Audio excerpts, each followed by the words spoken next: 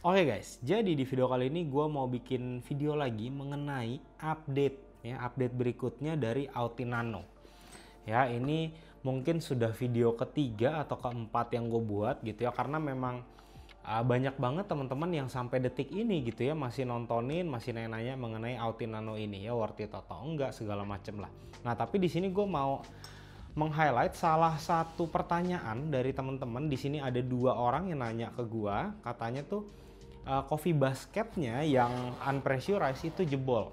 Ya, jebol. Jadi kalau teman-teman yang sudah punya pasti tahu ya, di bagian bawahnya itu ada seperti besi pembatas yang lubang-lubang. Nah, itunya copot. Ya, nah di video ini akan gua kasih tahu ke teman-teman bagaimana supaya ya hal itu tidak terjadi di alat yang teman-teman punya. Nah, tapi seperti biasa lah ya. Di sini gue mau ngopi dulu. Nah, kopinya ini gue dikasih sama Kowili, tapi memang kopi ini nih profilnya tuh untuk filter gitu ya. Tapi gue memang tipe orang yang lumayan suka kopi filter gue bikin untuk espresso.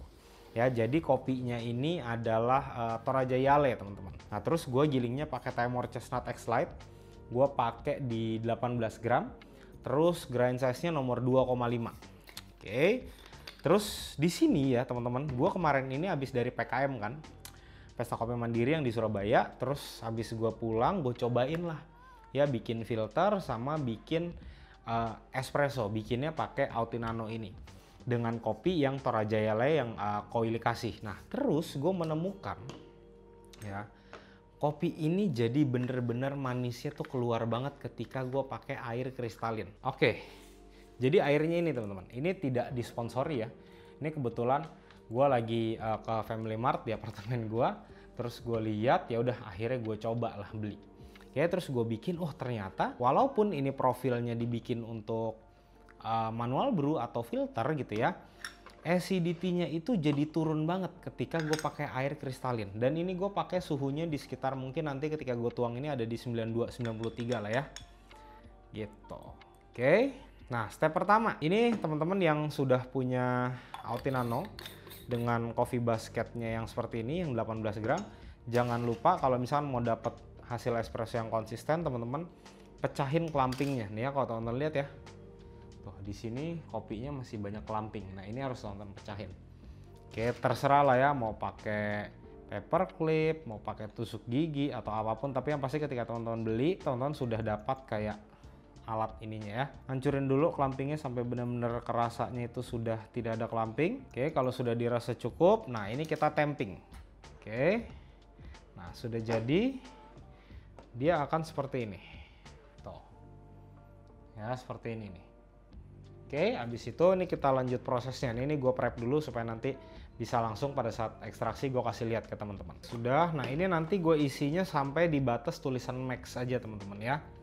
Terus nanti gue ekstraknya sampai airnya itu habis. Jadi mungkin kurang lebih sekitar hasil espressonya itu sekitar 50-an, 50 mili ya.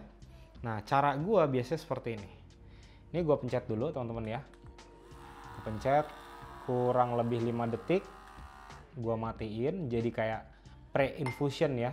Oke, terus ini gue pencet lagi selama 5 detik. Oke, dia netes tuh ya. Nah, ini gue memang gilingannya gue bikin agak lebih halus dari biasanya teman-teman ya.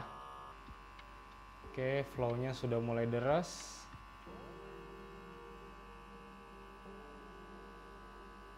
Nah ya, lihat kremanya ya. Oke, sudah cukup ya. Nih gue kasih lihat ke teman-teman ya kremanya seperti apa ya. Tuh, ini gue goyangin, kremanya balik lagi nih, lihat ya. Nih gue goyangin dulu, gue aduk, lihat kremanya balik lagi guys.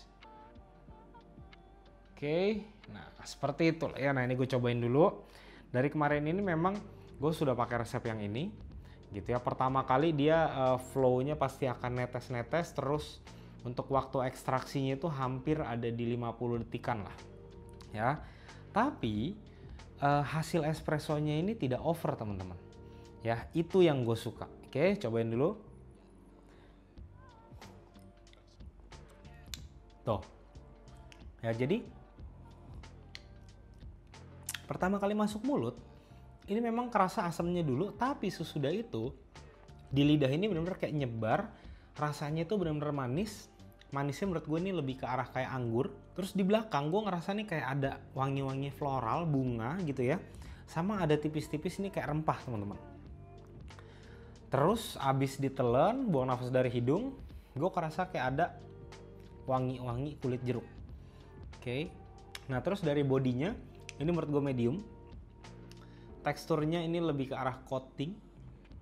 Lebih coating lah ya, jadi benar-benar di mulut itu kayak teman-teman dilapisi banget sama rasa anggur yang lumayan intens. Plus manisnya ini benar-benar kerasanya kayak apa ya? Bisa dibilang tuh kayak permen anggur lah. Permen anggur seperti itu ya. Oke, nah ini gue mau campur sama air. Terserah deh ya, ini lo mau bilang americano kayak mau bilang long black. Yang pasti gue mau bikin jadi lebih encer gini. Takarannya berapa nggak tahu. Oke, nah ini sambil gue bersihkan dulu, nanti gue akan kasih tau ke teman-teman bagian mana yang harus teman-teman perhatikan. Ya, tapi teman-teman ingat ya, ini step yang teman-teman tidak boleh lupakan dan teman-teman sebisa mungkin jangan lakukan kalau misalkan coffee basket teman-teman mau lebih awet ya. Hati-hati ini panas teman-teman ya. Nah, beberapa dari teman-teman ada yang bilang, "Bang, gua itu hasil coffee packnya basah." Nah, ini gua kan kering ya. Nah, karena tadi ini gua pencet lagi mesinnya supaya sampai si espressonya keluar lagi nih ya. Jadi teman-teman jangan jadikan patokan coffee pack teman-teman itu basah atau kering tuh jadi wah espressonya enak atau enggak. Tidak ada hubungannya, oke? Nah terus ini teman-teman ketika mau mengeluarkan ampas kopinya, teman-teman jangan ketok ke bagian yang keras. Oke, kalau gua biasanya gua ketok ke tangan gini teman-teman ya. Tuh, dia akan keluar ya seperti ini ya. Tuh, ini kering teman-teman ya, dan ini panas. Oke, kita taruh aja. Nah, lalu bagian dalam ya. Nah ini yang gue bilang banyak teman-teman yang bilang katanya tuh jebol teman-teman. Oke, nah ini semoga teman-teman kelihatan ya. Di bagian dalam ini ya kayak ada besi lagi tuh, besi penahan ya, yang bolong-bolong, yang lubang-lubang. Itu ada 2 orang yang bilang ke gua katanya copot. Permasalahan yang menurut gua ada 2. Oke, yang pertama, di sini teman-teman memaksakan gilingannya sampai bener-bener halus, itu yang pertama. Terus teman-teman itu up dose. Ya, ini gue biasanya maksimal kalau bener-bener pakai yang light roast ini gue pakai di 19 gram. Maka dari itu ketika di tamping ya biasanya ininya masih ada jarak teman-teman. Ya, jadi ketika seperti ini di tamping masih ada jarak. Nah jadi ketika teman-teman tamping kerasanya tuh masih bener-bener tekanannya tuh masih si bubuk kopinya kayak lembek banget, belum terlalu padat ya. Itu biarin aja. Karena kalau misalkan teman-teman tamping terus si dosing ringnya ini dilepas ya. Jadi dia tuh bisa nekennya sampai ke dalam banget. Otomatis si bubuk kopinya itu akan neken juga ke bagian besi yang tadi.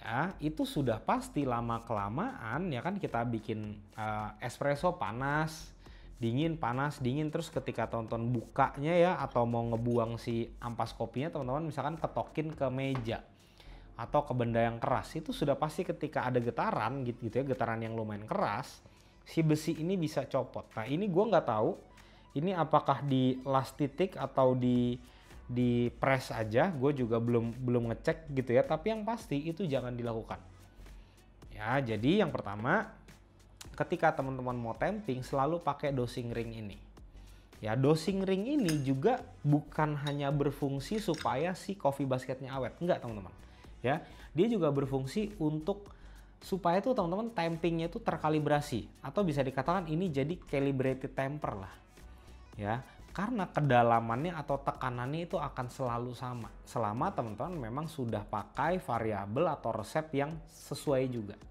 gitu. Contoh tadi gue pakai di 18 gram gitu ya, di grind size nomor 2,5, hasil espressonya enak ya. Ini memang hasil espresso yang gue inginkan, udah di lock di situ. Kalau mau dirubah mungkin mau dibikin ekstraksinya lebih lama lagi, jangan ubah di tampingnya tapi ubah di grind size-nya, dibikin lebih halus sedikit atau dosingnya ditambah gitu. Tapi gue saranin, gue suggest itu tonton maksimal nambah ini di 1 gram aja, jangan sampai 2 gram ya, atau jangan sampai di 20 gram atau 21 gram apalagi 22 gram ya, karena nanti efeknya sudah pasti yang pertama, si pompa dari Autinano ini takutnya lama-lama semakin lemah karena pressure-nya itu pasti benar-benar gede banget lah.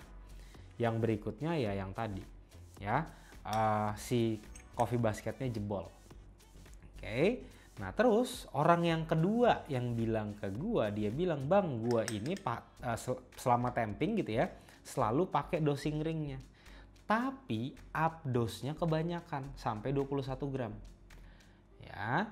Jadi ketika udah 21 gram, ketika sudah pakai dosing ring di tamping gitu ya, udah padet pun dia ini antara temper ya, temper dengan si dosing ringnya ini masih ada gap. Tapi itu dipaksa ditekan sampai benar-benar mentok, sampai flush begini. Ya, itu sudah pasti tekanannya sama aja kayak teman-teman tidak pakai dosing ring dengan dosingnya 18 gram.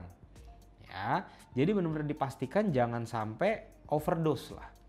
Gitu. Kalau overdose, salah satu yang bisa teman-teman paling gampang taunya adalah ketika sudah di tamping terus mau dipasang cap bagian atasnya nih ya, dia itu biasanya mentok, jadi nggak bisa rapet begini nih ya, nggak bisa flush seperti ini nih gitu. Itu sudah pasti overdose. Overdose itu nanti rasa espressonya pun pasti tidak akan enak gitu loh ya. Jadi teman-teman pakailah dosing yang sesuai gitu.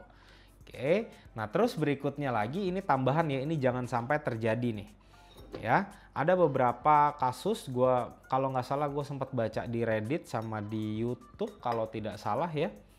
Ini nih, kalau tonton perhatikan ya, di bagian capnya di sini kan kayak ada shower screen ya, tuh ya, yang kayak plat stainless berlubang, terus di tengah-tengahnya ini ada kayak plastik teman-teman.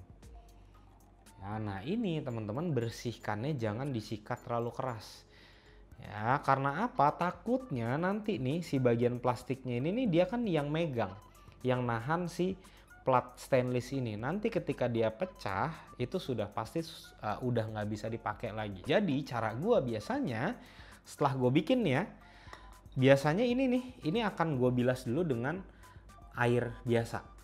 Oke, setelah itu ini akan gua rendam sebentar dengan air hangat. Ya, habis itu buat make sure lagi dia benar-benar bersih dan tidak ada sisa ampas kopi atau minyak kopi, ininya akan gue pasang lagi. Ya, gue pasang sini. Oke. Nah, ini gue isi dengan air hangat lagi atau air panas, lalu gue pencet. Gue pencet supaya karena di sini ada pressure gitu ya, supaya nanti kerak-keraknya atau oil-oil dari si espressonya itu bisa hilang.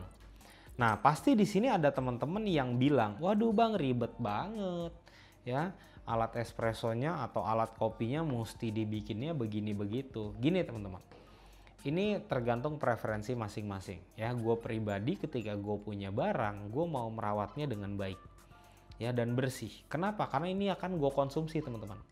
Ya, kopi ini akan gue minum, dan yang gue pernah alami ketika gue tidak bersih dalam membersihkan alat espresso ya, itu akan berjamur. Jamur itu akan muncul sangat cepat. Kalau nggak percaya silahkan dicoba aja ya.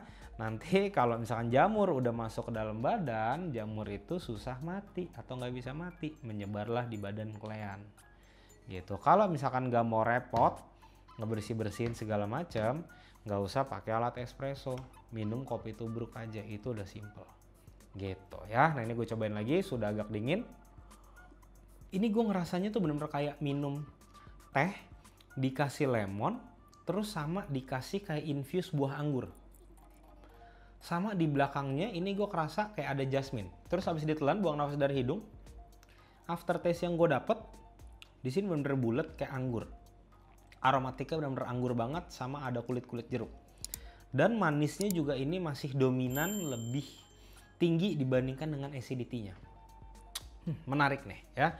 Mungkin buat teman-teman yang sudah punya Toraja Yale, terus mungkin di rumah punya mesin espresso atau di kafenya, boleh silahkan coba bikin pakai si air kristalin ini. Ini gue sama sekali tidak disponsori, gue benar-benar penasaran aja, gue coba dan ini gue mau sharing ke teman-teman. ya. Dan mungkin Ko Willy mau cobain bikin manual brew ya, si Toraja Yale-nya pakai crystalline ini, silahkan deh. Menurut gue ini rasanya bener-bener enak banget, sweetness-nya keluar banget dibandingkan si acidity-nya. Oke teman-teman, kalau misalnya nanti masih ada pertanyaan mengenai materi yang gue bahas kali ini, ya, atau teman-teman mau beli kopinya, mau beli alat-alat yang gue pakai di video kali ini, nanti langsung cek link di deskripsi aja. Nah buat teman-teman kalau misalkan nextnya masih ada pertanyaan atau punya saran, ya serunya gue bahas video mengenai apa, silahkan tulis di kolom komentar aja. Walaupun gue tidak balas, pasti akan gue baca dan akan gue catat. Dan sebisa mungkin akan gue bikin videonya. Oke teman-teman, sampai ketemu di video selanjutnya. Thank you.